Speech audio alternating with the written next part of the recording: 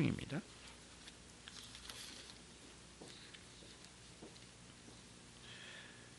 마태복음 8장 18절 말씀 또 22절까지입니다. 제가 한 절, 여러분 한 절.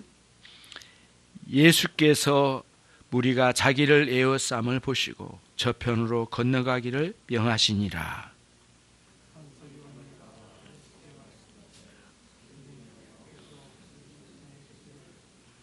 예수께서 이르시되 여우도 굴이 있고 공중의 새도 거처가 있으되 오직 인자는 머리 둘 곳이 없다 하시더라.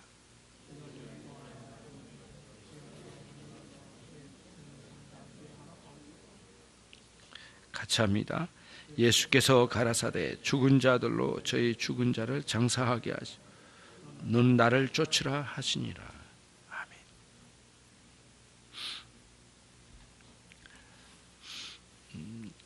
성경에 해석하기가 어려운 구절들이 여러 곳이 있습니다. 그래서 그런 성경 구절을 난해 구절이라고 해요. 오늘 본문이 여러 난해 구절 중에 한 구절입니다. 그래서 오늘 말씀을 잘 정리하면 오히려 여러분에게 크게 은혜가 되는 말씀이 될 줄로 믿습니다. 우선 서기관이 등장하고 있는데요.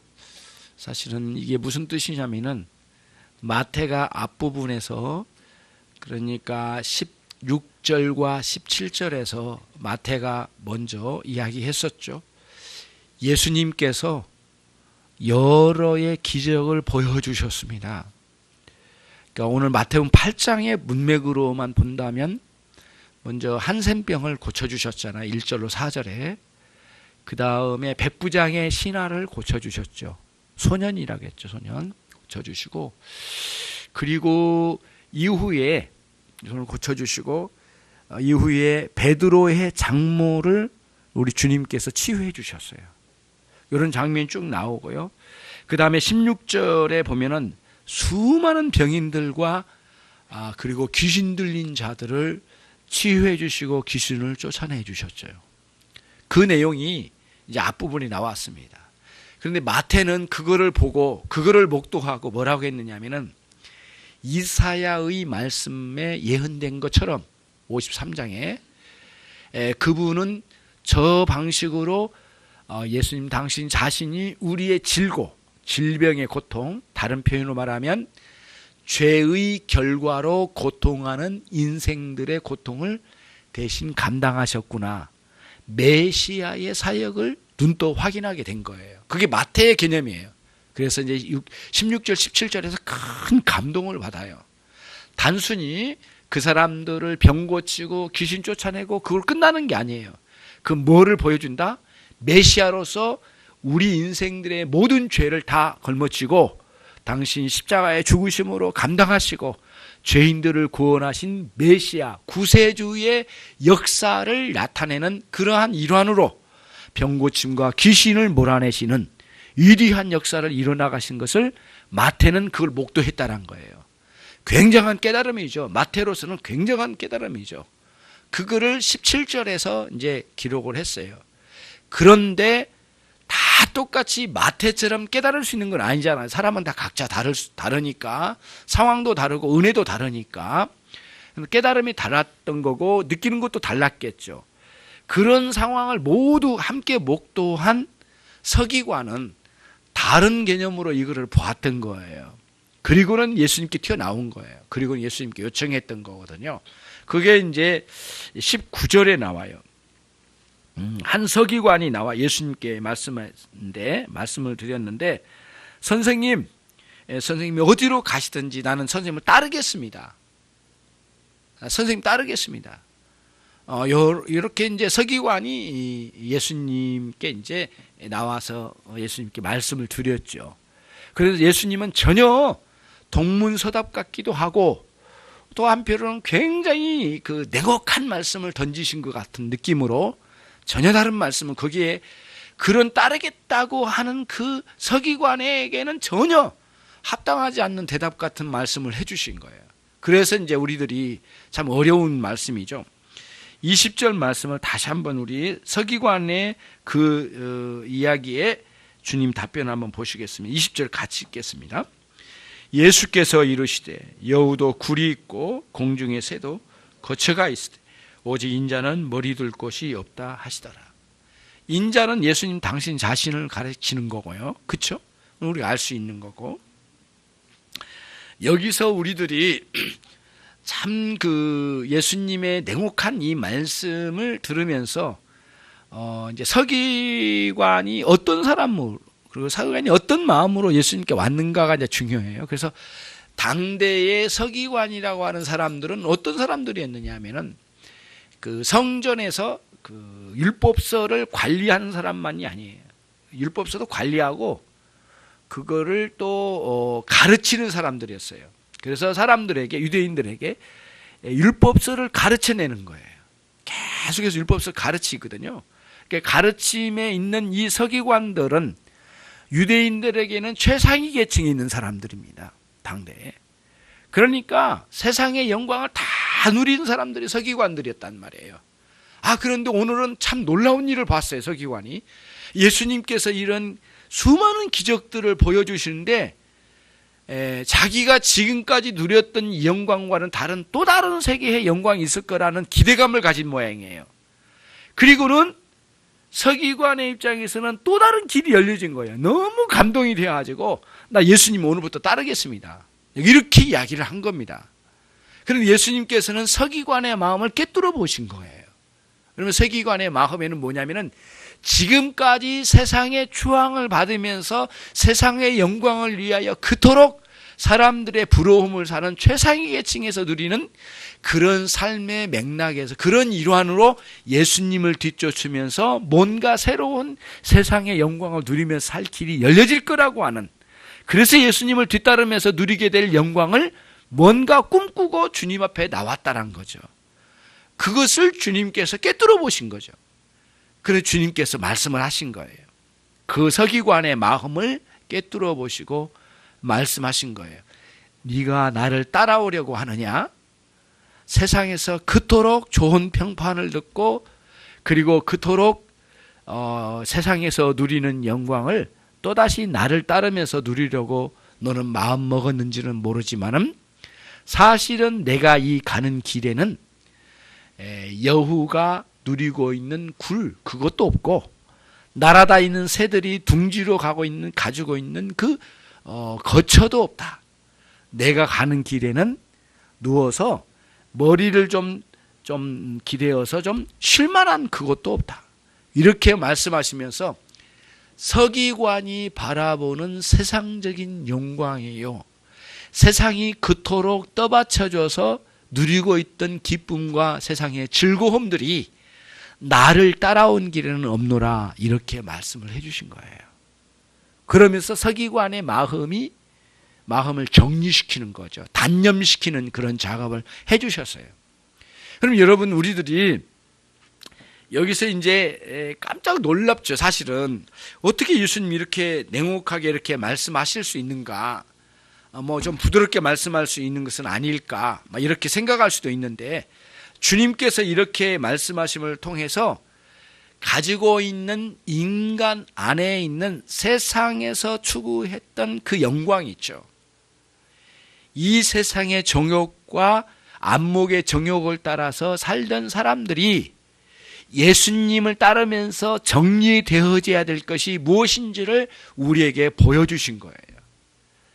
세상에서 누리는 영광이라고 하면 다른 의미가 아니에요. 우리같이 신앙생활을 하면서 직장생활도 하고 승진도 하고 더 많은 재물을 축적해 나가면서 살아가는 그런 의미의 차원이 아니라 세상으로부터 추앙받는 것을 말합니다. 자랑거리죠. 그리고 세상에서 그토록 누리고 함께 즐기면서 놀 수 있는 것이고, 하나님을 알지 못한 사람들이 이 세상에서 누리는 그런 것들을 말하는 것이에요. 세상의 자랑거리죠. 거기에 매여 있는 불신앙적인 마음에 불타는 것, 이런 것들은 나를 따라온 곳에서는 단 하나도 없다.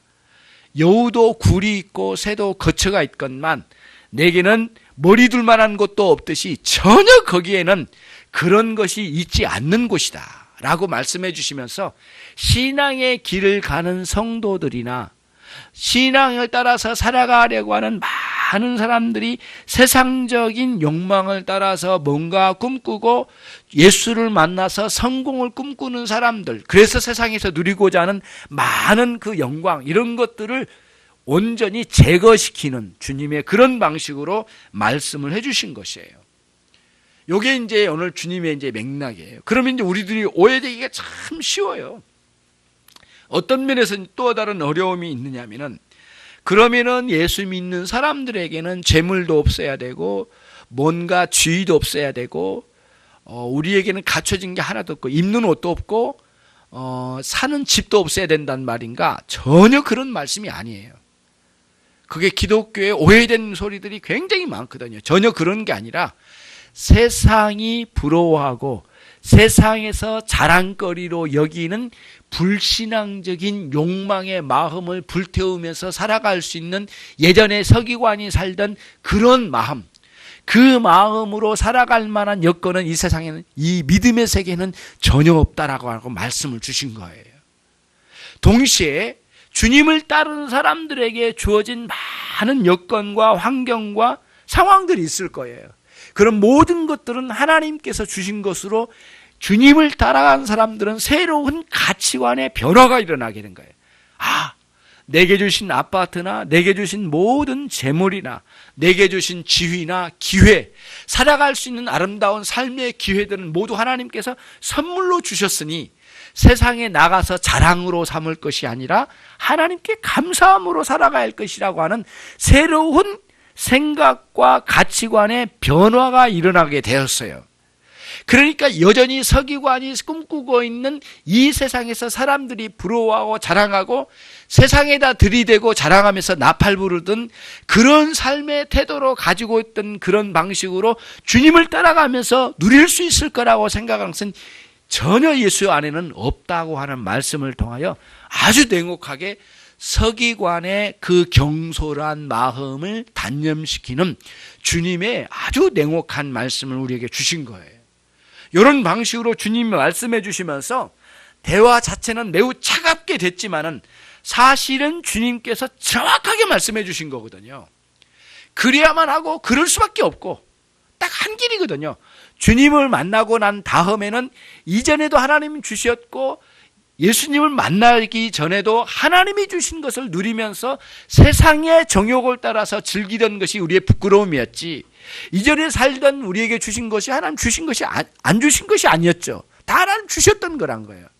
그런데 이제 정신을 차리고 주님을 만나고 주님을 믿고 주님을 따르다 보니까 아, 그때 내가 하나님 주신 것을 세상의 욕망을 따라 세상의 자랑거리로 세상의 영광을 위하여 헤매이면서 세상의 정욕과 함께 짝짝꿍하며 살던 이 부끄러운 삶이 무엇이었는가를 깨닫고 난 뒤에는 도대체 그런 삶을 살 수가 없는 거예요. 이제 주님을 만나고 난 뒤에는 그런 삶이 내 안에는 끼어들 수 있는 기회가 주어지지 않을 거란 거예요. 주님 말씀하니 전혀 그런 일은 이제는 내 안에는 없다. 예수님 따라가는 삶에는 그런 게 있지 않다라고 하는 것을 말씀해 주신 거예요. 만약에 있을 거라고 생각하고 여전히 여기에 머물러 있다면 그 사람은 신앙에 굉장한 혼란을 겪게 될 거예요. 견딜 수 없는 혼란이 오게 될 거란 거예요. 그거를 여기서 말씀해 주신 거예요.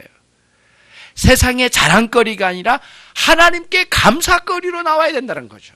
우리에게 주신 게 너무 많아요. 주신 게 너무 많아요. 자식도 주셨죠. 부모님도 만나게 해주셨죠. 남편과 아내를 만나게 해주시고 가정을 이루게 하셨죠. 앞으로도 더 많은 걸 채워주시고 인도해 주실 거예요. 하나님의 선하신 뜻을 따라서 우리의 앞으로의 인생에도 많은 것들로 채워주시고 선물로 주실 건데 그 모든 것은 세상이 단 하나도 준 것이 없고 세상에 가다 감사할 것도 없고 세상에 자랑거리도 아니고 그리고 떠버릴 것도 아니고 오히려 하나님께서 주신 것을 감사하여 하나님께로 가져나가야 될 그런 것들이라는 것을 우리가 보게 된 것이에요. 나 자신 존재도 하나님 내게 보내주셨으니까 이런 것으로 이렇게 정리를 해서 예전에 가지고 있던 세상적인 욕망의 시도를 가지고 다시 신앙으로 끼어들었다면 단 한순간도 그것을 용납하지 말라는 의미로 서기관에 말씀하셨지만 이미 주님을 믿고 따르는 신자들에게도 이 말씀을 통하여 불미스러운 이 찢기 같은 불순물 같은 이런 세상적인 욕망들을 우리 안에서 뽑아내는 작업을 해주신 거예요. 이 말씀이. 물론 어렵죠. 말씀이. 어려운 본문인 것은 사실이지만은 이런 냉혹한 말씀을 통하여 세속적인 각오를 가지고 주님을 따라가고자 하는 그런 의도를 가진 자는 여기서 물리치시는 주님의 모습입니다. 그것을 여기서 우리들에게 보여주신 것이에요. 경솔했죠, 서기관이. 그런데 사실은 우리 또한 서기관과 같은 마음의 유혹을 받는다는 거예요. 내가 하나님 주신 기회를 가지고 가만히 사랑스럽게 누구보다도 자랑스럽게 살아가야지. 그게 아니라 우리는 어떻게 새로운 마음을 고쳐잡는 거예요. 아니야.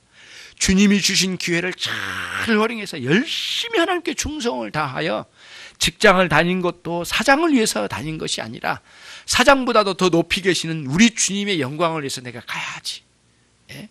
상사에게 잘 보이는 것만이 아니에요. 그것으로 끝나는 게 주님께 잘 보여드릴 마음이 내 마음의 중심에 있고 그 위에 있다.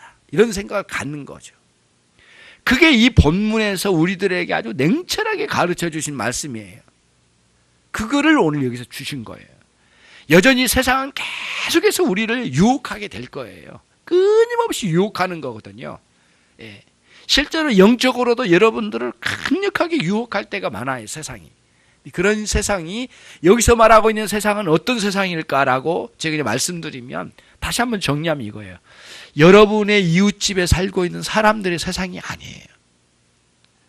그 사람들은 우리들이 사랑해주고 이끌어주고 용서해주고 그들을 보태주고 함께해주고 그들을 독려해주시고 위로해주고 상담해줘야 될 대상들이죠. 여기서 말하는 세상은 무엇이냐라고 하면은 하나님을 향하여 배도의 길을 가게 하는 불신앙적인 사상이에요. 욕망이에요. 뭉쳐진 거죠. 불신앙으로 똘똘 뭉쳐진 카이니즘, 가인의 후예들, 불신앙으로 똘똘 뭉쳐진 이 카이니즘의 세상에서 뭉쳐 살아가고 있는 사람들, 바벨탑을 쌓을 때 사람들이 여호와 이름을 지워버리고 우리 인간의 이름을 내자라고 했던 그것, 그런 사상, 그런 세속의 흐름이에요. 세속의 풍습으로 다가올 때가 있고 문화의 코드로 다가올 때도 있고 다양한 방식으로 다가오는데 이걸 세상이라고 말해요. 그러니까 이웃에 살고 있는 사람이 아니라 그들의 마음과 생각을 쥐고 있는 세상의 그런 사상과 세속적인 흐름을 말하는 거죠. 그런 것들은 끊임없이 우리에게 유혹을 할 거예요. 덤벼들어서. 81년도입니다. 81년도에 몸이 이제 뭐 가능성이 없으니까 기도원을 가게 된 거거든요. 절망적이었죠. 그래서 놀랍게 영적인 체험으로 들어가게 됐는데 그때가 이제 9월이나 10월쯤 됐을 거예요. 뒷동산에는 그 밤도 떨어지고 낙엽도 떨어지고 그런 시기였거든요. 근데 영적으로 큰 영적 체험의 단계로 들어갈 때 루마티스 관절염을 치료할 수 없는데 갈등이 참 많았어요. 이게 정말 기도하면 나을 수 있을까? 아니야. 안 낫는 사람도 있어. 실제로 안 낫고 간 사람도 있었거든요. 또 암 말기 같은 분은 실제로 죽어서 간 사람도 있었으니까 안 나올 수도 있지. 막 속에 마음에 굉장히 막 싸우죠. 그런데 어느 날 이제 그 대화 이제 집사님과 대화 중에 앉아서 마룻바닥에 앉아서 이제 이렇게 방바닥에 앉아서 대화 중인데 강력하게 어둠이 밀려오더라고요. 그래서 내가 딱 앉아 있는 상태로 그대로 이제 눈이 감겨지고 막 온몸이 굳어지면서 이제 이렇게 어둠이 깔리고 저 안에 오는데 강력한 유혹이에요. 근데 얼마나 달콤한지 몰라요. 내 마음에 달콤하다는 게 아니라 들려지는 소리가 달콤해요. 준성아, 한 번만, 두 번 아니야. 두 번 아니다. 두 번 아니고 딱 한 번만 예수를 부인해달라. 예수를 한 번만 부인하면 너의 몸 다 낫게 해줄게. 한 번만 부인할 수 있겠니?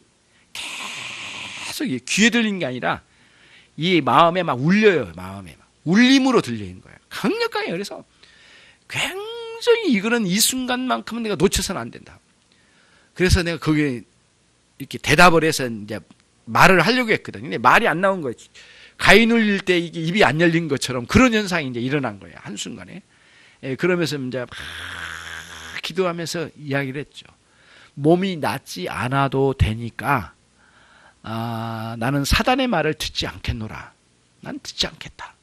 그러면 기도했어요. 주님, 몸이 안 나아도 괜찮습니다. 나는. 그러니까 그 사단의 말에 예수를 한 번만 부인해 달란 말은 나는 용납할 수, 받아들일 수 없습니다. 주님, 나 도와주세요. 이 시험을 이기게 해 주십시오. 막 기도를 해요. 근데 입이 안 열려진 거예요. 그러면서 막 기도했는데 시간적으로 얼마나 흘렀는지 나는 몰랐죠. 그리고 나서 아주 비집땀을 흘리고 깨어나가지고 문을 열고 밖에 나가서 아까 대화했던 그 집사님에게 여쭤봤어요. 집사님, 내가 이런 체험을 했는데요. 막 온몸이 다 땀으로 젖어서 물어봤더니 그 집사님 한 45분 정도 걸렸다. 네가 굉장히 깊이 기도하는 걸 보고 대화하다가 내가 다 문 닫아주고 사람들 그 방에 못 들어가게 해줬다. 그러면 그분이 45분 지났다 오면서 네가 그런 체험을 했니? 그러면서 말씀하시더라고요. 얼마나 강력하게 유혹의 말이 온지 몰라요. 세상의 왕은 사단이에요. 세상의 임금은 마귀의 세력이거든요. 이 마귀의 마귀. 그렇게 유혹을 한단 말이에요. 그래서 사람들에게 이 서기관이 붙잡혀 있는 것처럼 세상에서 누리고 있는 많은 높은 지위나 수많은 재물들을 세상이 주는 것처럼, 세상의 임금인 마귀, 사단이 준 것처럼 그 세상에 아부하고 그 세상을 달갑게 여기고 그 세상에 거기서 누리면서 거기서 진탕 누리면서 거기에서 세상에 어울려 살아가는 사람들은 그런 영광에 깊이 빠져 있거든요. 서기관은 착각을 한 거예요. 예수님께서 엄청난 능력을 나타내시니까 이제는 서기관이 자기가 율법을 가르치면서 누렸던 사람들의 추앙과 영광과 사람들이 떠받쳐 있는 것에 대해서는 상상할 수 없는 또 다른 세계가 열려질 거라는 기대감을 가지고 주님께 온 거거든요. 그래서 주님, 내가 따르겠습니다라고 했던 거예요. 주님께서 서기관의 마음을 꿰뚫어 보니까 결국에는 참 순수한 신앙으로 오려고 한 게 아니라 또 다른 세상의 영광을 나를 만나서 펼쳐보려고 하는 서기관의 마음을 꿰뚫어 보신 거예요. 그러면서 말씀하시기를 네가 원하는 것은 하나도 없다. 비유로 말씀하신 거예요. 여우도 굴이 있지 않느냐? 날아다니는 새도 둥지가 있고 거처가 있는데 내게는 머리 둘 만한 것도 없다. 너 나를 따라올 것 같으냐? 너는 못 따라온다. 이렇게 말씀하신 거예요. 말씀은 드러나 있지는 않지만, 결과는 안 나와 있지만 아마도 서기관은 여기서 나가 떨어졌을 가능성이 많아요. 그런 식으로는 신앙생활을 할 수가 없는 것이거든요. 그런 마음으로는 따라오지 못했단 말이죠. 그게 이 본문에서 주는 아주 그 경솔한 태도로 찾아오는 서기관에 대한 주님의 냉혹한 말씀으로 정리해내는 거예요. 그러면서 이제 우리의 신앙, 서기관에는 그렇게 말씀하셨지만은 그러한 세상의 욕망을 따라서 찾아온 사람들에게는 단념을 시키지만은 이미 주님을 따라다니고 있고 주님을 믿고 있는 우리 신자들에게도 그런 방식으로 유혹하는 것이 허무한 것이고 아무것도 아니라는 것을 알려주는 거예요. 여러분 마음에도 한번 정리를 해봐요. 세상이 여러분에게 준 것이 무엇입니까? 여러분에게서 여러분이 받아서 누리고 있는 모든 것은 하나님 아버지께서 주신 것이 아닙니까? 그렇게 이제 여러분들이 믿어진다면 그동안에 세상이 주었을 거라고 가물가물하게 추측하고 생각했던 것이 모두 헛된 것들이었던 거예요. 이게 전도자가 했던 말이거든요. 진리를 연구해보고 그걸 다 파괴하고 들어가 봤더니 인생이 누렸던 그런 방식으로 생각했던 모든 것이 헛됐다는 것이에요. 거기서 놀아먹던 우리들이 잘못됐다는 걸 말해준 거거든요. 이제는 우리의 노는 판도가 달라졌어요. 이 판이 달라졌어요. 그 판이 바뀌었는데 하나님의 은혜의 판이에요. 하나님께서 우리에게 주시고 이미 그전에도 하나님 주셨지만은 우리가 오해되고 잘못된 생각을 했다는 거죠. 이걸 버리고 주님께서 주신 것이고 주님께서 앞으로도 주실 것이고 지금도 주님께서 주고 계신 것인데 이 모든 건 하나님께 감사할 것이지 세상에 끌고 나가서 세상의 추앙을 받고 자랑거리 삼고 사람들의 갈채를 받으면서 살 수 있는 것이 아니라고 하는 것을 이제는 알았어요. 그러니까 세상에 넙죽절하여 감사하다고 말할 게 아니라 하나님께 감사하다고 말할 수밖에 없는 거죠. 이게 신앙의 대변혁이 일어난 거예요. 그래서 우리들이 여기서 이제 변화를 받고 주님 앞에 나가는 거예요. 세상 사람들은 이런 부귀영화를 통하여 세상에서 많이 누리고 자랑거리로 삼았지만 우리에게 준 것은 우리가 부귀영화라고 세상 사람보다도 더 많이 가질 수도 있는데 그걸 우리는 부귀영화 내 자신을 위하여 누린 게 아니라 하나님의 영광을 위하여 누리는 것이고 하나님의 영광을 위하여 쓰이는 도구이고 기회인 것이죠. 이렇게 우리가 정리를 해나가는 거예요. 그러면은 세상에서 누렸던 그런 방식으로 누릴 만한 것은 머리 둘 만한 것이 없는 것이 맞는 말이죠. 그 전까지는 이 말씀이 주님의 말씀이 틀린 것 같기도 해요. 어떤 면에서는. 왜냐하면 문자적으로 보면 주님께서 사마리아 지역을 가셨을 때에도 사마리아인들이 우리 마을로 오셔가지고 하루를 유하시다 가시죠. 우리 마을에 오셔서 유하다 가시죠. 그때 예수님을 저 논바닥이나 들판에 주무시도록 내팽개쳐 놨었겠습니까? 절대 그렇게 생각할 수 없죠. 인간이란 그럴 수 없는 거죠. 안방으로 모셨을 거고 마음껏 편히 주무셨을 거예요. 또 한편 배를 운행하여 가실 때에 그 배 밑창에 주님께서 주무신 적이 있으세요. 파도를 만나서 두려운 상황도 왔지만은 주님께서 배에 주무시는 장면을 우리가 볼 수 있지 않습니까? 그러니까 주님께서 주무신 곳이 주무실 만한 곳이 하나도 없다는 말씀은 틀리는 말씀이에요. 그러니까 뭐예요? 세상적인 세속적인 신앙생활을 하는 사람들은 이 세상에서 신앙생활 잘하면은 이 세상으로부터 뭔가 보상적으로 받을 만한 것이 있을 거라고 하는 것을 모두 단념해야 된다는 거예요. 단 하나도 하나님 그런 세상이 준 적이 없다는 거예요. 오히려 하나님께서 우리에게 기회로 아름다운 선물로 주셨기에 세상에 짝짝하여 그 영광을 누리고자 하는 꿈꾸는 인간적인 모든 욕구는 이 순간만큼은 이제는 단념시켜야 된다는 사실을 말씀해 주신 거예요. 얼마나 감사한지 몰라 이 말씀이. 그런 차원에서 우리로 하여금 정말 위로가 되는 말씀이 아닐 수가 없어요. 세상으로부터 위로받을 수 있는 것이 단 하나도 없다는 사실을 말씀해 준 거거든요. 머리 둘 만한 곳은 쉴 만한 곳이 없다는 의미도 되고 마음의 쉼은 위로가 되거든요. 위로라고 하는 차원에서도 이 세상에서 우리는 위로받을 것이 단 하나도 없다. 그런 의미로 우리들이 이 주님의 말씀을 이해할 수가 있는 것이죠. 하이델베르 교리문답 196문 중에 제1문의 문답이 참 의미심장한 말씀으로 시작합니다. 제1문, 살아 죽으나 당신의 유일한 위로는 무엇입니까? 당신이 위로받는 유일한 위로는 뭡니까? 그죠? 살아 죽으나 나는 나의 것이 아니요 몸과 영혼이 모두 나의 신실하신 구주 예수 그리스도의 것입니다. 구주 예수 그리스도께서는 보배로운 피로 나의 모든 죄값을 치르셨고 마귀의 모든 권세로부터 나를 자유하게 하셨습니다. 또한 나의 하늘에 계신 아버지의 뜻이 아니고는 나의 머리털 하나라도 상함이 없게 하시는 그런 방식으로 주는 나를 지켜주십니다. 실로 이 모든 것이 나의 구원을 위하여 함께 일하게 하심입니다. 따라서 성령으로 말미암아 주께서 또한 나로 영생을 확신하게 해주셨고 나로 진심으로 자원하게 하시고 이제부터는 주를 위하여 살도록 하셨습니다. 그러므로 나의 유일한 위로는 오직 주님 한 분뿐입니다. 우리는 신앙생활에 외길을 온 겁니다.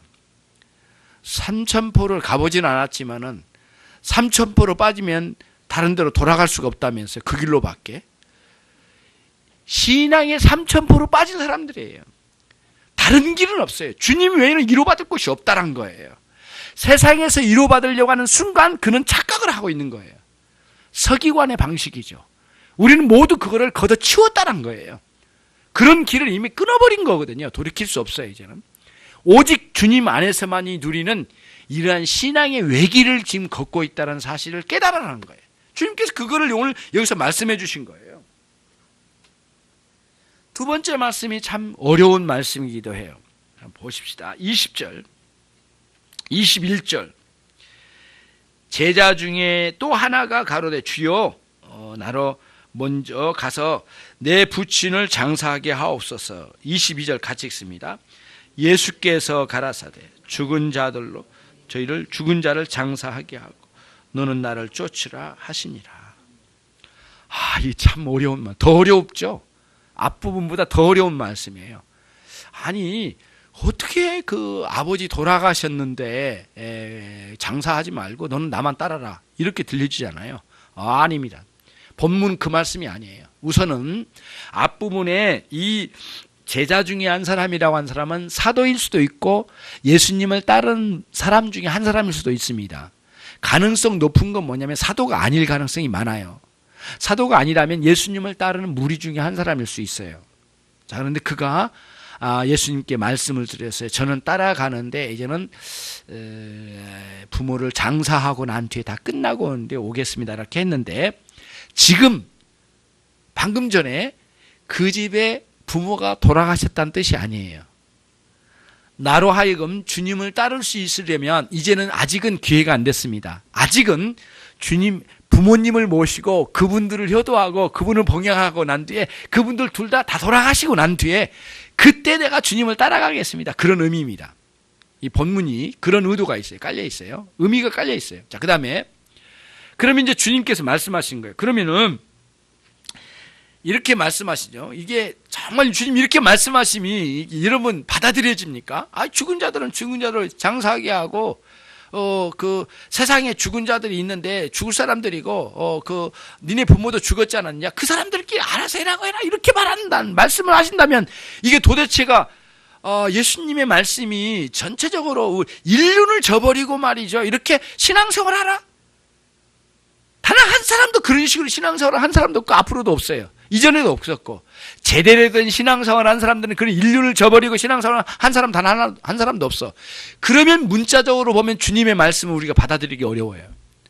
그래서 이 본문은 그런 의미가 아니에요. 우선은 죽은 자들이 죽은 자를 이라고 할 때 앞에 있는 죽은 자라고 하는 것은 이런 뜻이에요.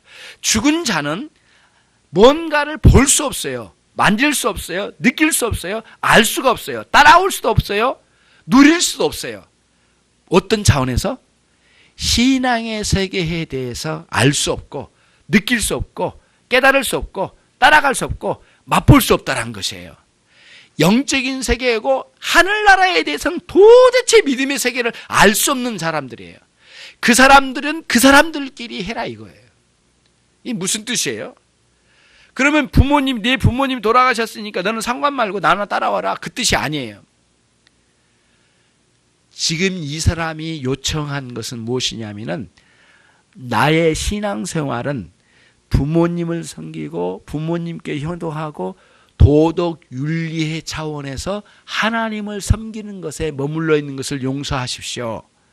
나 그런 차원에 계속 머물러 있겠습니다라고 하는 그 말에 주님이 대답하신 거예요.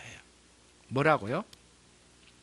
하늘나라의 차원은 도덕, 윤리, 효도의 수준이 아니다. 효도하지 말라는 게 아니에요. 그 수준이 아니라 그 윗단계에 있다. 영적인 세계. 하늘나라의 세계는 그런 세계다. 믿음의 세계를 마치 효도하고 그러니까 부모를 봉양하는 것과 예수님을 믿는 것을 대등한 차원으로 놔두고 서로 부딪힘의 차원으로 보면 안 된다는 거예요. 자, 저를 보세요. 이 부분이 오늘 중요한 갈림길이 돼야 되니까 이거예요. 신앙생활을 도덕 윤리의 차원으로 섬기면서 거기서 사람들에게 저놈 참 훌륭한 효자로구나, 참 대단한 자로구나 이렇게 칭찬받으면서 세상에서 도덕 윤리의 차원에서 노력을 하면서 누리게 됐던 보상들을 차원을 가지고 신앙의 세계로 돌아올 것이 아니라고 하는 것을 말씀해 주신 거예요. 그럼 어떤 차원이에요? 여전히 우리는 이전보다 불신앙의 사람들보다도 더 아름답게 우리 부모를 섬겨가되 거기서 얻어낼 수 있는 세상적인 윤리 도덕의 보상, 상급을 누리려고 하는 마음의 차원에서 머무르면서 신앙생활을 하려고 전혀 하지 말라는 거예요. 여전히 부모를 섬기고 아름답게 섬겨가되 하늘나라의 보상을 꿈꾸면서 살아가야 된다는 뜻이에요. 거기 머무르면 안 된다는 거예요. 그것을 이 본문에서 아주 어렵게 말씀을 해주신 것입니다. 부모님을 모시고 효도하면서 거기서 장사를 치르고 마음껏 나는 세상의 것을 마음껏 누리다가 그것 다 끝나고 난 뒤에 가겠다라고 하는 것은 아니라는 거예요. 그래서 여전히 부모를 섬기고 효도하는 신자 여러분들이요, 지금 윤리 도덕에 멈춰있는 그런 차원에서의 머무름, 그리고 세상 그렇게 하면서 그 세상 속에서 누리고 있는 많은 사람들이 윤리 도덕 차원에서 보상을 주고받으면서 누리고 있는, 그리고 도대체 단 한순간도 주님 앞에 나오지 못하고 있는 수많은 사람들 속에 사는 것은 무엇이냐? 죽은 사람이 죽은 사람을 장사하고 있다는 거예요. 그 세상에 머물러 있고 거기에 묻혀버린 상황으로 살지 말라. 그래서 나오라 이거예요. 나와서 주님을 섬기지만은 더 아름답고 영광스러운 모습이고 하나님께 영광된 삶을 날마다 구가하면서도 얼마든지 우리 부모를 섬겨갈 수 있고 얼마든지 더 아름다운 차원이고 더 영광스러운 모습으로 우리 부모를 마음껏 봉양하면서 살 수 있는 길이 있으니 이곳으로 나오라는 거예요. 그게 이 본문의 말씀이에요. 얼마나 주님께서 아주 명쾌하게 주신 말씀이지만 오해되기 쉬운 말씀이기도 또 한편 있는 것이죠. 그렇게 해서 주님을 따라오라고 말씀해 주신 거예요. 그래서 이 세상에서 자신들이 누리면서 자기의 노력의 보답으로 세상의 보상을 받고 사람들로 하여금 추앙받고 그리고 세상의 자랑거리 삼고 그리고 서로 칭찬을 하고 추앙하고 아름답게 평판이 좋은 사람으로 살아가는 것을 머물러 버리고 더 이상 그 단계를 뛰어넘어 우리 주 예수 그리스도를 만나고 우리 주님을 믿고 그분께 영광을 올려드리고 내 인생의 근원은 하나님이시고 내가 돌아가야 할 곳은 저 하늘나라이고 내가 인생을 살아갈 때에 그냥 이 세상 죽은 사람이 죽은 사람을 장사하듯 그 죽은 사람들 속에서만 묻혀 살 게 아니라 사실은 나는 그 사람들과 동행할 게 아니라 주님과 함께 동행하는 신앙의 단계로 올라서야 된다는 거예요. 그게 이 본문의 말씀이에요. 얼마나 아름다운 말씀인 줄 몰라요. 이거보다도 더 강력하게 우리들을 끌어내는 말씀이 또 어디에 있을까요? 그거를 여기서 보여준 거예요. 그래서 아브라함에게 하나님 말씀하신 게 나는 너의 상급이다. 상급이에요. 그럼 뭐예요? 너는 세상에서 갈대아 우르에서 그토록 열심히 살면서 인간적이고 서로 세상끼리 주고받으면서 누리면서 하나님 없이 살면서 누리던 주고받는 상급을 통하여 너희들 자랑스럽게 살았던 그런 사람을 다 떠나보내고 하나님 당신 자신이 우리의 영원한 상급이 되셔가지고, 상급은 인간이 노력의 대가로 받는 것이거든요. 그 받음의 최고의 영광스러운 거고 항상 기쁨으로 누리는 거예요. 그게 상급이잖아요. 근데 이제는 뭐예요? 세상이 주는 것이 아니라 하나님 당신 자신이 우리의 상급이 되셨대요. 근데 그분이 당신 자신이 우리의 상급이니까 더 이상 바랄 게 없는 거죠. 하나님보다도 바랄 것은 없다란 뜻으로 말씀해 주신 거예요. 우리 인생에 추구할 것은 하나님보다도 더 추구할 게 없다. 우리가 그토록 바라고 앙망의 대상은 그리스도 외에는 없다. 요거를 말씀해 주시면서 우리의 마음을 정리시켜 나가는 거죠. 그래서 두 사람이죠. 서기관이 가지고 있는 그런 잘못된 세속적인 마음의 태도로 주님을 따라오려고 한 것을 단련시키고 돌려보낸 것이고, 주님을 따르는 제자 중에서 잘못된 생각으로 여전히 머물러 있으면서 도덕 윤리 차원으로 머물러 있는 사람들을 영적이고 그리스도의 차원이요 신앙의 차원이요 하늘나라의 차원으로 딱 끌어올리시는 주님의 말씀으로 저희를 정리시켜 나가는 아주 중요한 말씀이 아닐 수가 없는 것이죠. 그걸 보여준 거예요. 세상에, 그러니까 여러분, 이 말씀은 그냥 이 두 사람만을 위한 건 아니잖아요. 저와 여러분 신앙생활을 우리들을 향해서도 주신 말씀이에요. 세상은 계속 유혹할 거예요. 왜냐하면 세상의 임금이 그 유혹의 왕인 사단이었거든요. 사단이거든요. 그러니까 계속 유혹을 할 거예요. 그래서 성경은 계속해서 부르짖는 거예요. 이 세상은, 우리를 유혹하는 이 세상은 뭐라고 하니? 음녀라고 했어요. 음녀. 창녀란 뜻이에요. 언제든지 달콤한 말로 속삭이면서 찾아올 거라는 거예요. 그래서 잠언서 7장 25절에 내 마음이 음녀의 길로 치우치지 말게 하라. 그 길에 미혹되지 말지어다. 아주 명령으로 말해요. 명령. 그러니 세상의 유혹에 빠지지 말라. 그는 음녀다 창녀다 이렇게 말하면서 한번 빨려 들어가면은 벼랑 끝에 있는 얼음판과 같아서 한번 미끄러지면 회복할 돌아올 수가 없어요. 쭉 미끄러져 이 나락으로 떨어지게 된다는 것이에요. 요한계시록에서도 계속 세상을 음녀라고 표현을 해요. 그러니까 얼마나 유혹으로 다가온지를 말해주는 것이거든요. 그런 것들을 이기며 살 수 있도록 우리들에게 주신 거예요. 그런 차원으로 이 본문의 말씀을 잘 이해가 된다면 이 세상이 그동안에 우리에게 많은 달콤한 것들로 유혹했던 것이 무엇이고, 그러면 서기관이 그 꿈꾸고 있는 것이 무엇인지, 우리는 서기관까지는 아닐지라도 상당히 그런 색깔을, 그런 컬러를 가지고 신앙생활을 시도하려고 했던 건 우리의 어리석음이 과거의 일이었었더라도 그런 어리석음을 회개하고 돌이켜보고, 지금도 그런 방식으로 유혹하는 많은 것들을 떨칠 수 있는 강력하고 아주 냉철한, 아주 무서운 말씀으로 우리 주님께서 주셔서 저와 여러분을 신앙적으로 재정립시키는 귀중한 말씀이 아닐 수가 없죠. 주님의 기적을 보고 다양한 방식으로 사람들이 반응했지만 주님은 언제나 그런 방식으로 인도해 나가신 것을 우리가 보게 되죠.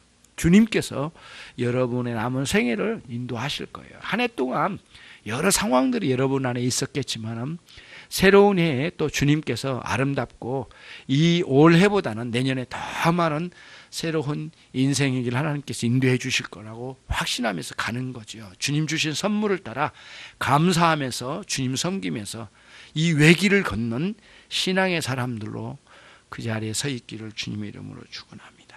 기도하겠습니다. 하나님 아버지 감사합니다. 당신의 종들에게 특별히 이 본문의 말씀을 통하여 가르쳐 주심을 감사합니다. 서기관과 같이 이 세상의 평판과 추항에 헐떡이는 마음으로 주님을 따라갈 사람은 단 한 사람도 없습니다. 그렇게 갈 수 없으니 주님, 우리의 마음을 단념시켜 주시고 주님의 영광을 위하여 이 세상의 보상이 아니라 주님의 선물을 받으며 주의 뜻을 쫓아 주님께 순종하여 살아가는 그러한 신앙의 세계를 구가하며 살 수 있도록 은혜를 내려주시기를 소원합니다. 세상에 죽은 자들이 죽은 자를 장사하도록, 하나님 모르고 하나님을 알기 싫어하는 사람들끼리 살아가는 것은 어쩔 수 없으니 이제는 너희는 그런 차원에서 벗어나라 말씀하신 주님, 도덕 윤리의 차원의 신앙생활이 아니라 영적인 수준과 성령의 차원이고 믿음의 차원이고 하늘나라의 차원이고 주님의 영광의 차원으로 신앙생활을 구가할 수 있도록 은혜를 내려 주시옵소서. 예수 그리스도의 이름으로 기도 올려옵나이다.